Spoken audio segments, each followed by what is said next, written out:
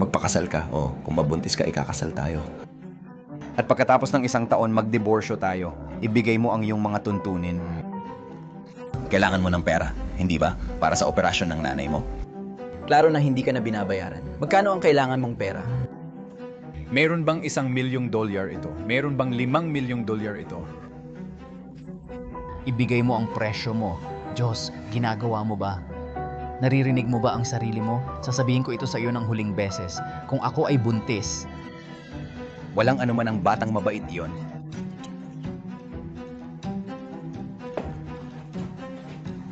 Diyos ko, mapusok na babae. Pero ang pangalan niya ay Phoebe Lamb. 5 taong gulang, kasama ang aking single na ina na talagang malubhang may sakit. Nasa ospital ako, junior siya, at nag-aaral ako sa universidad. Hindi masama. Maple Hill University. At matalino siya.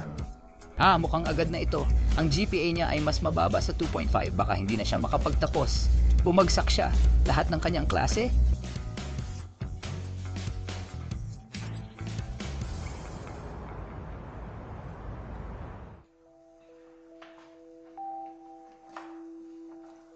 Salamat.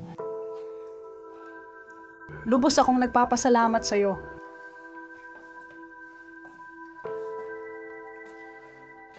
Hey, ingat ka palagi. Ako ay isang estudyante at tagalinis part-time. Meron akong nagtataka kung sino ito. Ito si Pathetic Phoebe. Nasa high school, nasa kolehiyo, may mga bagay na hindi nagbabago. Mas masama pa siya ngayon. Sa high school, malilinis pa ang kanyang mga banyo.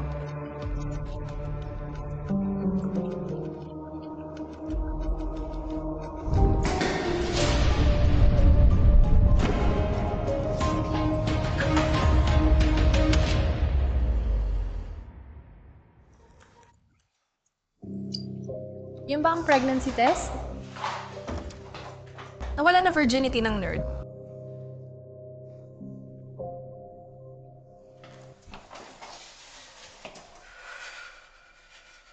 Diyos ko, pakiusap. Sana yung wag mo akong saktan kailanman.